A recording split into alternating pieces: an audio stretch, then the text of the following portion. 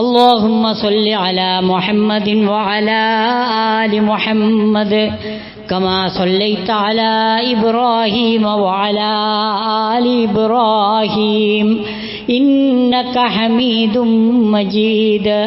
أما بعد فإن خير الحديث كتاب الله وخير الهدي هدي محمد صلى الله عليه وسلم وشر الأمور محدثاتها وكل محدثة بدعة وكل بدعة ضلالة. أيها الناس أوصيكم عباد الله وإياي أولا بتقوى الله. أعوذ بالله من الشيطان الرجيم. بسم الله الرحمن الرحيم. إن إبراهيم كان أمة قانتا لله حنيفا ولم يك من المشركين شاكرا لأنعمه اجتباه وهداه إلى صراط مستقيم وآتيناه في الدنيا حسنة وإنه في الآخرة لمن الصالحين.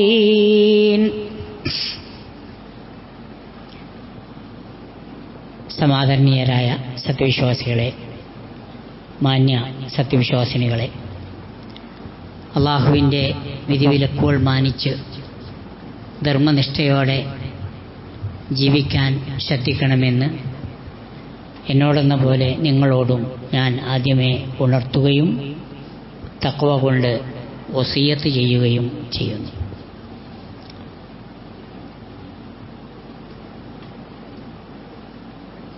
ദുൽഹജ്ജ് മാസത്തിൻ്റെ തൊട്ടു മുമ്പുള്ള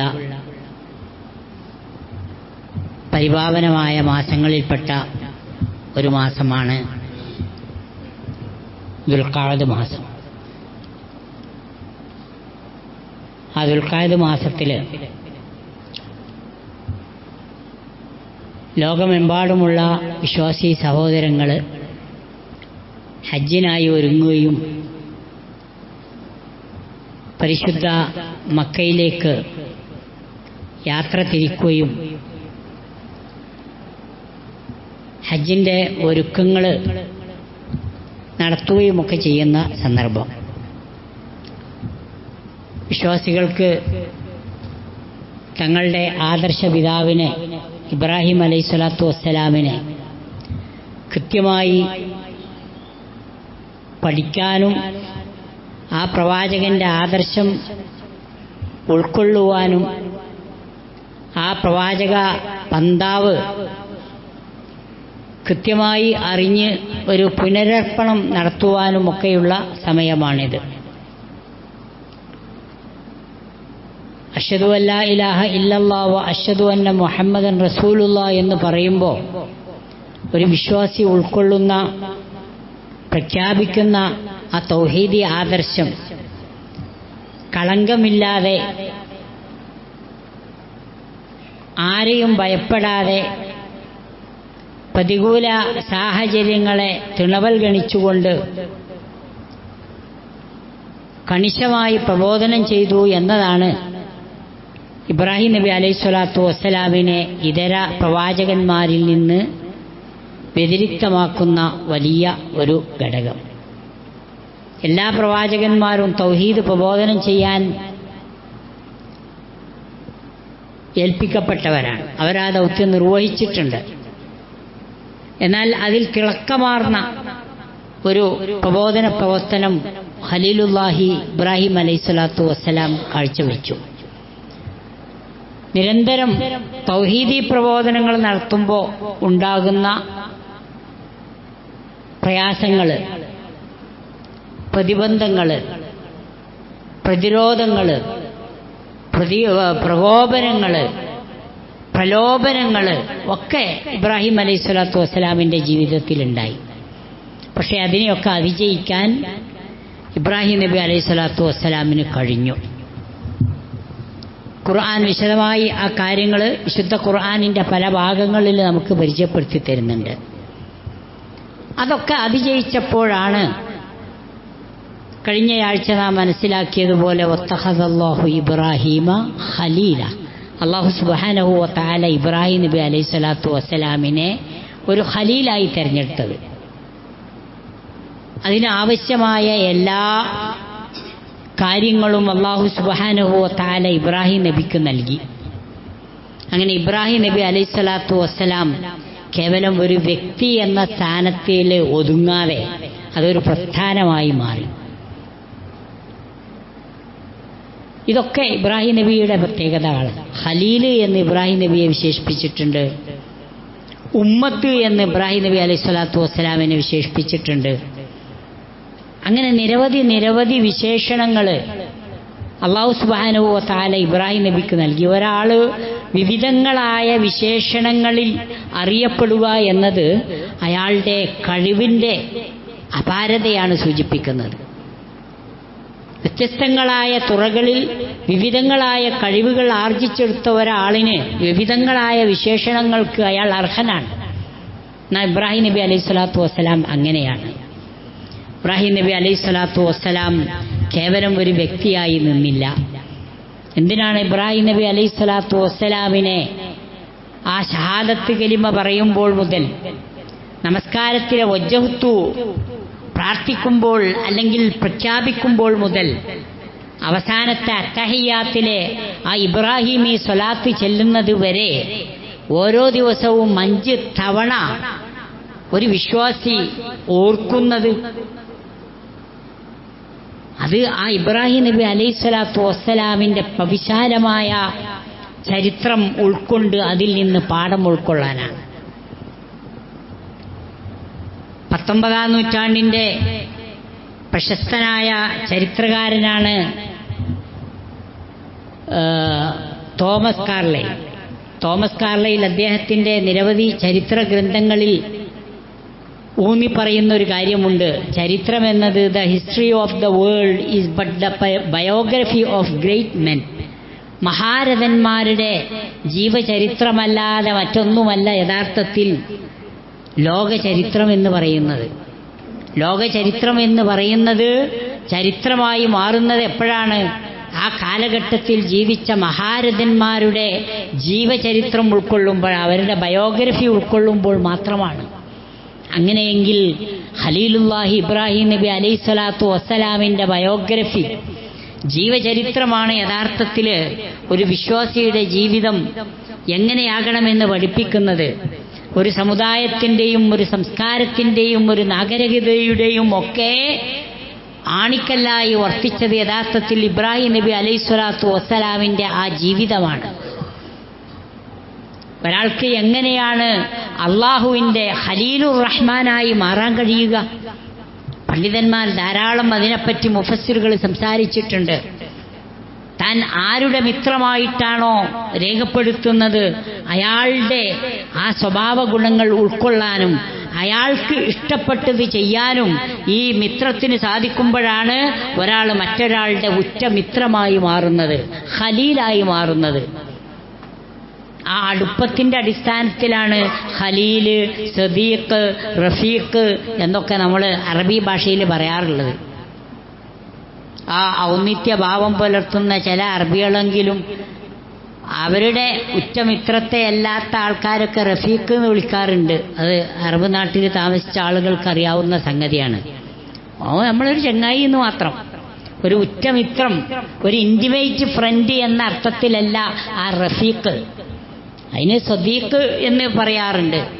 കുറച്ചും കൂടെ അടുപ്പമുണ്ടാകുമ്പോൾ തൻ്റെ ആ ഇഷ്ടഭാജനത്തെ, ഫ്രണ്ടിനെ ഉൾക്കൊള്ളുമ്പോഴാണ് എല്ലാ അർത്ഥത്തിനും ഖലീലായി മാറുന്നത്. വത്തഖദല്ലാഹു ഇബ്രാഹീമ ഖലീല. ഇബ്രാഹിം നബി അലൈഹി സ്വലാത്തു വസ്സലാമിനെ അല്ലാഹു സുബ്ഹാനഹു വ തആല ഖലീലായി പ്രഖ്യാപിച്ചു. മഹാരഥന്മാരായ ആളുകളൊക്കെ അതിൻ്റെ വിശദീകരണം എമ്പാടും നൽകിയിട്ടുണ്ട്.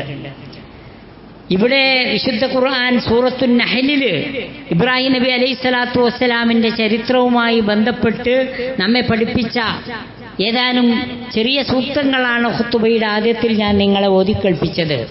ഇന്ന ഇബ്രാഹിമ കാന ഉമ്മതൻ ഖാനിതൻ ലില്ലാഹി ഹനീഫൻ വലം യകു മിനൽ മുശ്രിക്കീൻ.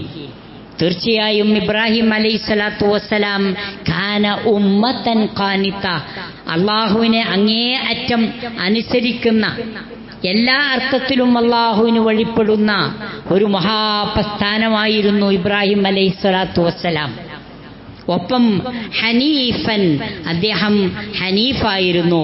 പലവട്ടം നമ്മൾ കേട്ടിട്ടുണ്ട് എന്താണ് ഹനീഫ് എന്നത്. അൽ മാഇൽ അൻ കുല്ലി ദീനിൻ ബാത്തിലിൻ ഇലാ ദീനിൽ ഹഖ്, എല്ലാം വ്യാജമായ നിരർത്ഥകമായ പൊള്ളയായ മതത്തിൻ്റെ ദർശനങ്ങളിൽ നിന്നൊക്കെ മാറിയിട്ട് ഇലാ ദീനിൽ ഹഖ്, ശരിയായ സത്യസന്ധമായ ദീനിലേക്ക് ഉറച്ച് ചാഞ്ഞു നിന്നവൻ. അല്ലെങ്കിൽ അൽ മാഇൽ അനി ശിർക്ക്, എല്ലാവിധ ശിർക്കൻ വിശ്വാസങ്ങളിൽ നിന്നും മാറി നിന്ന് ഖസ്ദൻ ഐ താരികൻ ലഹു അൻ ബസീറ, നല്ല ഉൾക്കാഴ്ചയോടുകൂടി ഒരു കാരണവശാലും ശിർക്കൻ വിശ്വാസം വരാത്ത രൂപത്തിൽ ജീവിതത്തെ ക്രമപ്പെടുത്തിയവനെ ഹനീഫ് എന്ന് പറയാൻ പറ്റുള്ളൂ. 5 നേരത്തെ നിസ്കാരത്തിൽ നെഞ്ഞത്ത് കൈവച്ചിട്ട് ഞാൻ ഹനീഫും മുസ്ലിമാണെന്ന് പറയുന്ന ആളിന് ഒന്ന് 2 വട്ടം ആലോചിക്കണം.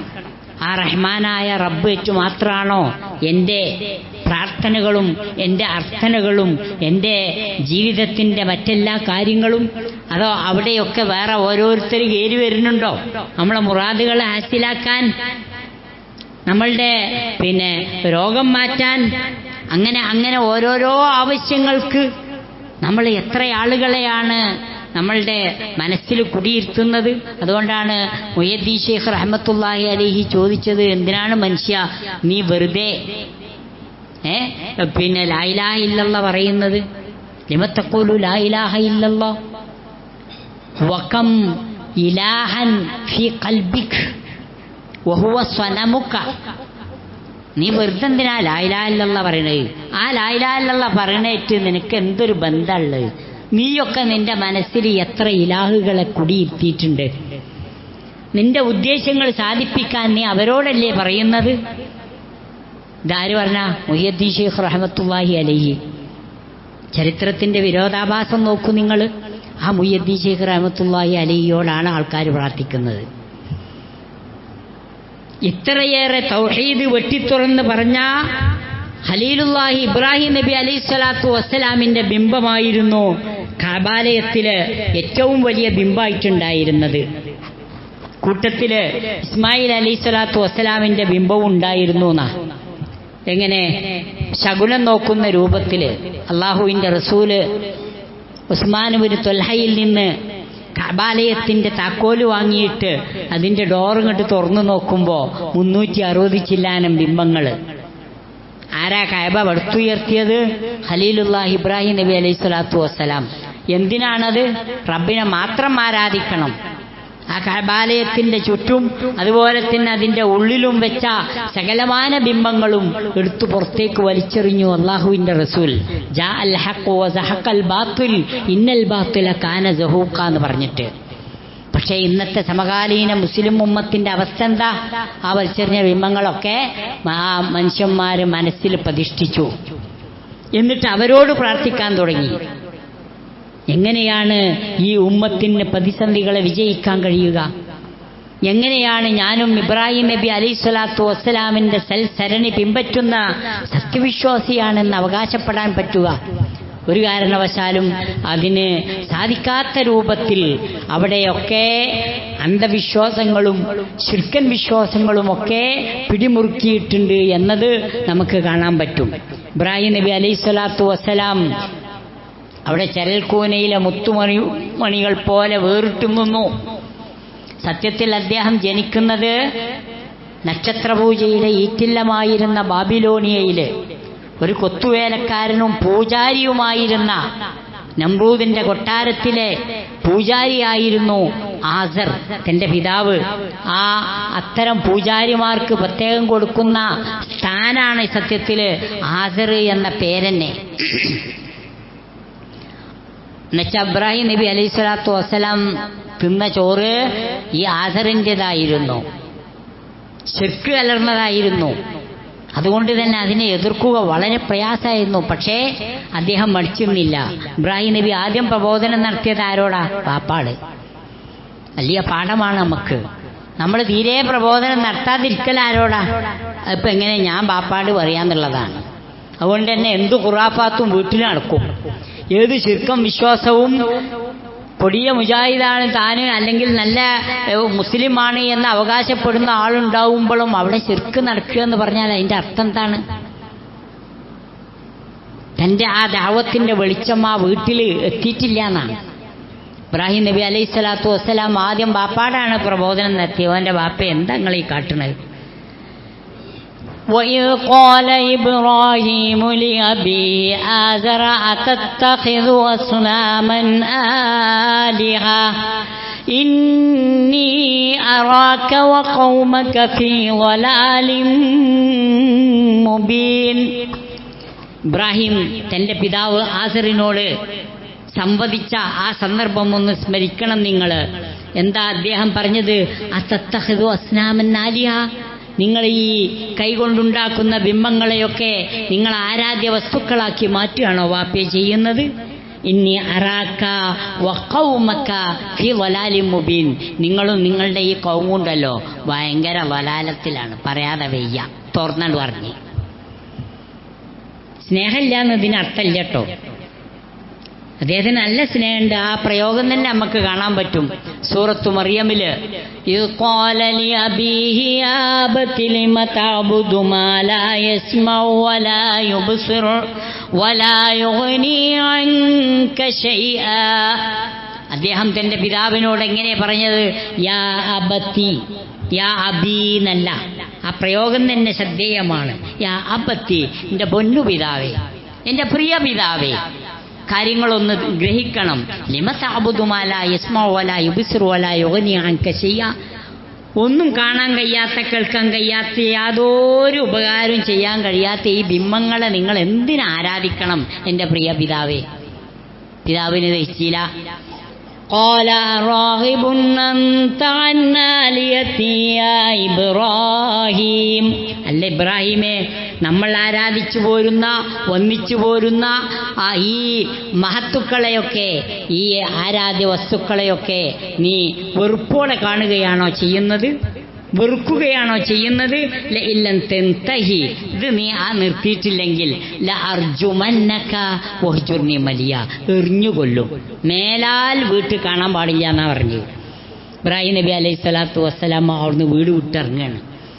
അപ്പൊ ബാപ്പ എതിരായി, കൗമെതിരായി, അവിടുത്തെ രാജാവും കിങ്കരന്മാരും എതിരായി. അങ്ങനെയാണ് അദ്ദേഹത്തിന് അഗ്നികുണ്ഡത്തിൽ പ്രവേശിക്കേണ്ടി വന്നത്. പക്ഷെ അതിനെ അതിജയിച്ചു ആ തൗഹീദിന്റെ ബലം കൊണ്ട്. ആ ഇബ്രാഹിം അലൈഹി സ്വലാത്തു വസ്സലാം ആ പ്രബോധന മേഖല അവിടെ മാത്രം നിർത്തിയില്ല എന്നുള്ളതാണ്. അദ്ദേഹത്തെ നമുക്ക് ഫലസ്തീനിൽ കാണാൻ പറ്റും, മക്കയിൽ മാത്രമല്ല സിറിയയിൽ കാണാൻ പറ്റും. ഇന്നത്തെ പോലെ വിമാനങ്ങളില്ല, സഞ്ചരിക്കാൻ മറ്റു മോട്ടോർ വാഹനങ്ങളുമില്ല, അതല്ലാത്ത വാഹനങ്ങൾ പോലുമില്ല. പക്ഷേ ആ പ്രബോധന പ്രവർത്തനങ്ങൾ ത്യാഗനിർഭരമായി നിർവഹിച്ചു കൊണ്ടിരുന്നു. ആ ഇബ്രാഹിം നബി അലൈഹി സ്വലാത്തു വസ്സലാമിനെ പറ്റിയാണ് ഖുർആൻ പഠിപ്പിച്ചത്. ഇന്ന ഇബ്രാഹിമ കാന ഉമ്മത്തൻ ഖാനിത്ത. അദ്ദേഹം അള്ളാഹുവിനെ അങ്ങേയറ്റം വഴിപ്പെട്ട് ജീവിക്കുന്ന ഭക്തിയുടെ ഉടമയായ ഒരു മഹാപ്രസ്ഥാനമായിരുന്നു. ഹനീഫായിരുന്നു, ഹുജുമാനസനായിരുന്നു. വലം യക്കുമിനൽ മുശ്രിക്കീൻ, ഒരിക്കലും ശുർക്കം വിശ്വാസം വെച്ച് പുലർത്തിയിരുന്നില്ല. കാരണം വലിയ കൊടിയ മുശ്രിക്കീങ്ങളും അവകാശപ്പെട്ടിരുന്നു ഇബ്രാഹിം നബി ഞങ്ങളാളാന്ന്. ജൂതന്മാരും അത് തന്നെ അവകാശപ്പെട്ടു. ക്രിസ്ത്യാനികളും ആ അബ്രഹാമിനെ പുകഴ്ത്തി അംഗീകരിച്ചു. പക്ഷേ അവരൊന്നും ഒരു സത്യം അംഗീകരിച്ചില്ല. എന്താണത്? വലം യക്കുമിനൽ മുശ്രിക്കീൻ, ശിർക്ക് ചെയ്യുന്നയാളായിരുന്നില്ല. ഷാക്കിറൻ ലി അൻഉമി, അള്ളാഹുവിന്റെ അപാരമായ അനുഗ്രഹങ്ങൾക്ക് അദ്ദേഹം നന്ദി പ്രകടിപ്പിക്കാൻ മറന്നില്ല. ഇജ്തബാഹു, അതുകൊണ്ട് തന്നെ അള്ളാഹു അദ്ദേഹത്തെ തെരഞ്ഞെടുക്കുകയുണ്ടായി. വഹദാഹു ഇലാ സിറാത്തി മുസ്തഖീം, ഏറ്റവും ചൊവ്വായ ഹിദായത്തിന്റെ പാതയിലേക്ക് അള്ളാഹു അദ്ദേഹത്തെ വഴി ചേർത്തു. വആതൈനാഹു ഫിദ്ദുനിയാ ഹസന, ഈ ദുനിയാവിൽ എല്ലാ ഹസനത്തും ഇബ്രാഹിം നബി അലൈഹിസ്സലാത്തു വസ്സലാമിന് നൽകി. വിശ്വാസരംഗത്ത്, ആദർശരംഗത്ത്, ആചാരരംഗത്ത്, അനുഷ്ഠാന രംഗത്ത്, അല്ലാതെ ഭൗതികമായ സ്വത്തിലല്ല ഈ ഹസനത്ത് എന്ന് പറഞ്ഞത്. വഇന്നഹു ഫിൽ ആഖിറതി ലമിനസ് സ്വാലിഹീൻ, നാളെ പരലോകത്തെത്തുമ്പോൾ സദ്ബുദ്ധരായ ദാസന്മാരുടെ കൂട്ടത്തിലായിരിക്കും ഇബ്രാഹിം നബി. ആ ഇബ്രാഹിം നബി അലൈഹിസ്സലാത്തു വസ്സലാമിനെയാണ് നാം അനുസ്മരിക്കുന്നത്. ആ ഇബ്രാഹിം അലൈഹിസ്സലാത്തു വസ്സലാമിൻ്റെ വ്യക്തിത്വത്തെയാണ് നാം പഠിച്ചുകൊണ്ടിരിക്കുന്നത്. അദ്ദേഹത്തിൻ്റെ ആ ആദർശ പാതയും സൽസരണിയും കൃത്യമായി പഠിക്കുകയും അത് ജീവിതത്തിൽ പകർത്തുകയും ചെയ്യാൻ നാം തയ്യാറാകേണ്ടതുണ്ട്. അള്ളാഹു നമ്മെ അനുഗ്രഹിക്കുമാറാകട്ടെ. അൽഹംദുലില്ലാഹ് അൽഹംദുലില്ലാഹില്ലദീ ഹദാനാ ലിഹാദാ വമാ കുന്നാ ലിനഹ്തദിയ ലൗലാ അൻ ഹദാനല്ലാഹ് വസ്സലാത്തു വസ്സലാമു അലാ റസൂലില്ലാഹ് വഅലാ ആലിഹി വസഹ്ബിഹി അജ്മഈൻ. അയ്യുഹന്നാസ് ഇത്തഖുല്ലാഹ ഹഖ്ക തുഖാതിഹി വലാ തമൂതുന്ന ഇല്ലാ വഅൻതും മുസ്ലിമൂൻ. അള്ളാഹുവിൻ്റെ വിധിവിലക്കുകൾ മാനിച്ച് ധർമ്മനിഷ്ഠയോടെ ജീവിക്കാൻ ശ്രദ്ധിക്കണമെന്നും മുത്തക്കികളായി ജീവിക്കണമെന്നും എന്നോടെന്ന പോലെ നിങ്ങളോടും ഞാൻ ഒരിക്കൽ കൂടി ഉണർത്തുകയും ഉപദേശിക്കുകയും ചെയ്യുന്നു. ഇബ്രാഹിം അലൈഹിസ്സലാത്തു വസ്സലാമിനെ കുറിച്ച് 25 അധ്യായങ്ങളിൽ 69 സ്ഥലങ്ങളിൽ ഇബ്രാഹിം അലൈഹിസ്സലാത്തു വസ്സലാമിൻ്റെ പേര് പരാമർശിക്കപ്പെട്ടിട്ടുണ്ട്. മൂസാ അലൈഹിസ്സലാത്തു വസ്സലാമിൻ്റെ ചരിത്രം കഴിഞ്ഞാൽ ഏറ്റവും കൂടുതൽ പരാമർശിക്കപ്പെട്ട ചരിത്രം ഇബ്രാഹിം നബി അലൈഹിസ്സലാത്തു വസ്സലാമിൻ്റേതാണ്. അബുൽ മില്ലത്ത് എന്നും ആദർശ പിതാവ് എന്നും അബുൽ അംബിയ പ്രവാചക ശ്രേഷ്ഠന്മാരുടെ പിതാമഹൻ എന്നുമൊക്കെ അദ്ദേഹത്തെ വിശേഷിപ്പിച്ചിട്ടുണ്ട്. ആ ഇബ്രാഹിം നബി അലൈഹിസ്സലാത്തു വസ്സലാമിൻ്റെ വിശ്വാസത്തിൻ്റെ പരിശുദ്ധി വിശ്വാസി സമൂഹം ഉൾക്കൊള്ളേണ്ടതുണ്ട്. അത് വിശ്വാസിയെക്കൊണ്ട് നാവുകൊണ്ട് പറയിപ്പിക്കുന്നു. അതുപോലെ തന്നെ അദ്ദേഹത്തിൻ്റെ ആ ജീവിത പാത അനുസരിക്കാൻ വിശ്വാസിയെ പഠിപ്പിക്കുകയും ചെയ്യുന്നതാണ് യഥാർത്ഥത്തിൽ ഹജ്ജിൻ്റെയും ഉംറയുടെയും ബലിയുടെയും ഒക്കെ ആത്മാവ്. ബലി നടത്തുന്ന മുസ്ലിങ്ങളിൽ വലിയ ഒരു വിഭാഗം യഥാർത്ഥത്തിൽ ഈ താല്പര്യത്തിനെതിരായിട്ടാണ് ബലി നടത്താറുള്ളത്. അവർ അള്ളാഹു അല്ലാത്തവരുടെ പേരിൽ ബലിമൃഗത്തെ നേർച്ചയാക്കുന്നു, അവരിൽ നിന്ന് പുണ്യം കാക്ഷിക്കുന്നു, അവർക്ക് വേണ്ടി ബലിയർക്കുന്നു. മുഹ്യിദ്ദീൻ ശൈഖിൻ്റെ പേരിൽ ബലിയർക്കുന്നവരും റബീഉൽ അവ്വലിൽ വലിയ മൃഗത്തെ ബലി നടത്തുന്നവരുമൊക്കെയായ ആളുകൾ അവിടെ ആ മരണപ്പെട്ടുപോയ മഹാത്മാവിൻ്റെ പ്രീതി കാക്ഷിച്ചുകൊണ്ട് അവരുടെ അടുപ്പം തങ്ങൾക്ക് കിട്ടണം, അവരെ ഞങ്ങൾക്ക് വേണ്ടി ശുപാർശ ചെയ്യണമെന്ന് വിചാരിച്ചിട്ടാണ് യഥാർത്ഥത്തിൽ അത്തരം ബലികൾ നടത്തുന്നത്. എന്നാൽ അള്ളാഹുവിൻ്റെ റസൂല് പഠിപ്പിച്ചതനുസരിച്ച് അങ്ങനെ അള്ളാഹു അല്ലാത്തവരുടെ മേൽ ഒരാൾ ഈ ഉദ്ദേശ ലക്ഷ്യങ്ങളുടെ പേരിൽ ഒരാൾ ബലി നടത്തിക്കഴിഞ്ഞാൽ ആ മനുഷ്യൻ സ്വാറ മുർത്തദ്ദ. ഇത് ഇമാം നബവിയുടെ സഹീഹ് മുസ്ലിമിൽ ഉദ്ധരിക്കപ്പെട്ട സംഗതിയാണ്. മൻ ദബഹ ലിഗൈരില്ലാഹ് വഖസദ ബിദിബിഹിഹി അത്തഖറബു ഇലല്ലാഹ് സ്വാറ മുർത്തദ്ദ വദബീഹത്തുഹു ദബീഹത്തു മുർത്തദ്ദിൻ. ഇമാം ഷാഫി റഹ്മത്തുള്ളാഹി അലൈഹി സംശയലേശമന്യേ അദ്ദേഹത്തിൻ്റെ സഹീഹ് മുസ്ലിമിൽ പഠിപ്പിക്കുക എന്താണ്? ആരെങ്കിലും ഒരു മുസ്ലിമായ മനുഷ്യൻ അള്ളാഹു അല്ലാത്തവരുടെ പേരിൽ അവരുടെ പ്രീതി കാക്ഷിച്ച് അടുപ്പം കാക്ഷിച്ച് ബലിയർത്തുന്നവരൊക്കെ അത് തന്നെയാണ് കാക്ഷിക്കുന്നത്. അവരെ നമുക്ക് വേണ്ടി ശുപാർശ ചെയ്യണം, അവരിലൂടെ അള്ളാഹുവിൻ്റെ അടുപ്പം കിട്ടണം, അങ്ങനെയൊക്കെ ഉദ്ദേശിച്ച ഒരാൾ ബലി നടത്തിയാൽ സോറ മുർത്തദ്ദ മുർത്തദ്ദായി ദീനിൽ നിന്ന് പുറത്തുപോയി. സുബ്ഹാനല്ലാഹ്. എനിക്കറിയില്ല ഏതെങ്കിലും ഒരു മിമ്പറിൽ നിന്ന് ഇങ്ങനെ പറഞ്ഞു കൊടുക്കുമെന്ന്. പറഞ്ഞാൽ തന്നെ ആൾക്കാർക്ക് പേടി ഉണ്ടാകും. അത് ഏതെങ്കിലും ഒരു ഓപ്പണായിട്ട് പറയുന്ന വയലിൽ ഇങ്ങനെ പറഞ്ഞു കൊടുക്കുമോ? എനിക്കറിയില്ല. മുർത്തദ്ദാകുന്നു. മുഹ്യിദ്ദീൻ ഷേഖിന്റെ പേരിൽ ബലി നടത്തിയോ മുർത്തദ്ദാണ്. നബി സല്ലല്ലാഹു അലൈഹി വസല്ലമയുടെ മേലിൽ പോത്ത് നേർച്ചാക്കിയ അർത്തോൻ മുർത്തദ്ദാണ്. ഓൻ ദീനിന്റെ പുറത്താ. അത് ചെയ്യാത്തവരെ അഥവാ തൗഹീദിൽ അടിയുറച്ച് നിൽക്കുന്നവരെ പുറത്താക്കാനാണ് അപ്പുറത്തുള്ള ആൾക്കാരൊക്കെ തിരക്കൂട്ടാറുള്ളത്. വസ്തുത മറ്റൊന്നാണ്. അങ്ങനെ ചെയ്യുന്ന ആളുകൾക്ക് റബ്ബിന്റെ മുമ്പിൽ രക്ഷപ്പെടാൻ കഴിയില്ല. അതിന് എത്ര വലിയ അടുപ്പുണ്ടെങ്കിലും. ആ കഥയും കൂടെ ഇബ്രാഹിം നബി അലൈഹി സ്വലാത്തു വസ്സലാമിന്റെ ചരിത്രത്തിൽ അള്ളാഹുവിന്റെ റസൂൽ നമുക്ക് പഠിപ്പിച്ചു തന്നിട്ടുണ്ട്. ആസറിനെ പരലോകത്ത് വെച്ച് കാണുന്ന ചരിത്രം നമ്മൾ പലവട്ടം കേട്ടതാണ്. അബൂ ഹുറൈറ റളിയല്ലാഹു അൻഹു ഉദ്ധരിക്കുന്ന ഇമാം ബുഖാരി റിപ്പോർട്ട് ചെയ്ത ഹദീസാണത്. യൽഖി ഇബ്രാഹിം അബാഹു ആസറ യൗമൽ ഖിയാമ. പരലോകത്ത് വെച്ച് ആസറിനെ ഇബ്രാഹിം നബി കാണുകയാണ്. അങ്ങനെ വഅലാ വജ്ഹി ആസർ ഖസറത്തുൻ വഗബറ, എല്ലാവിധ ഇരുണ്ട തിന്മയുടെ എല്ലാവിധ ലക്ഷണങ്ങളും ആ മുഖത്ത് പ്രകട. ഫയഖൂലു ലഹു ഇബ്രാഹിം, ഇബ്രാഹിം നബി അലൈഹി സ്വലാത്തു വസ്സലാം പരലോകത്ത് വെച്ച് ആസറിനെ കാണുമ്പോൾ പറയും, അലം അഖുൽ ലക ലാ തുഹ്സിനി, ദുനിയാവെന്ന് ബാപ്പ നിങ്ങളോട് പറഞ്ഞില്ലേ, ഞാൻ പറയുന്നത് കേൾക്കണം, നിങ്ങൾ എന്നെ അനുസരിക്കണമെന്ന്.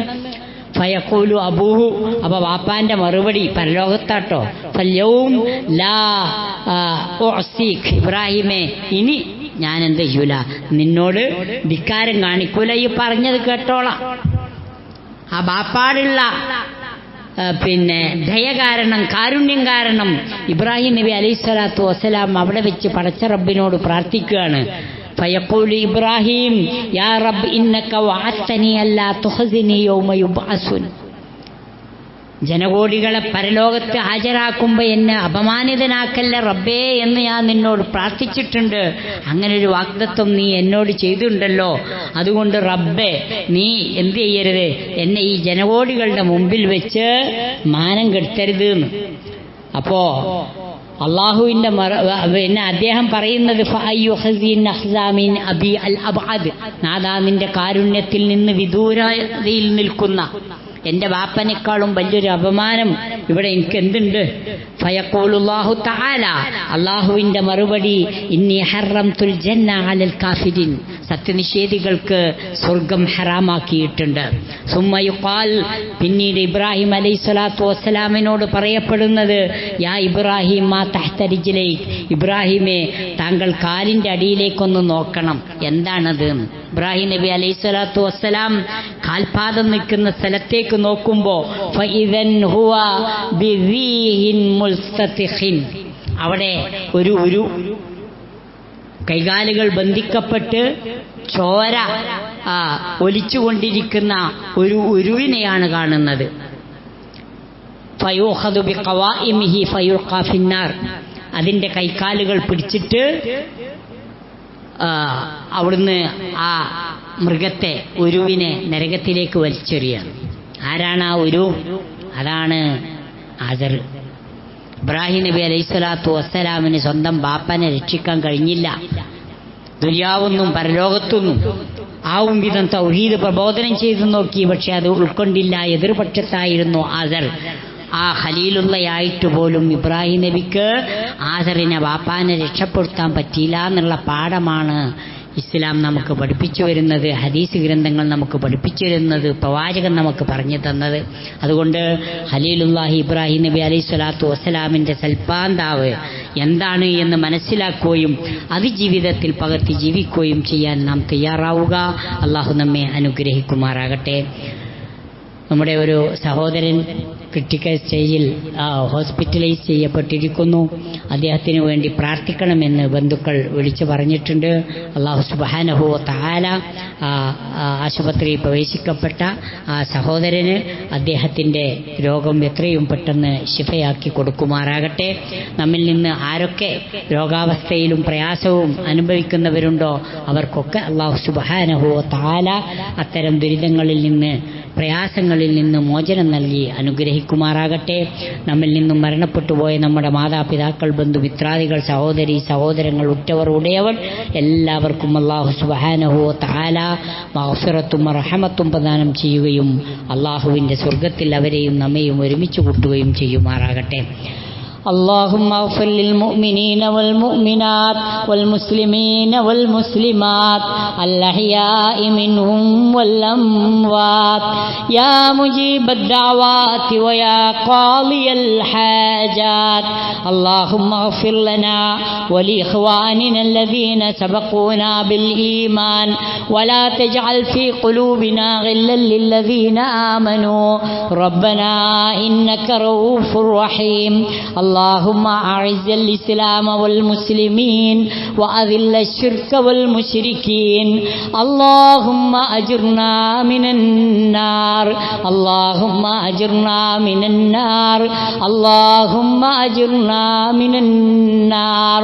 ربنا تقبل منا إنك أنت السميع العليم وتب علينا إنك أنت التواب الرحيم واغفر لنا يا غافر المذنبين وارحمنا بأنواع رحمتك يا أرحم الراحمين.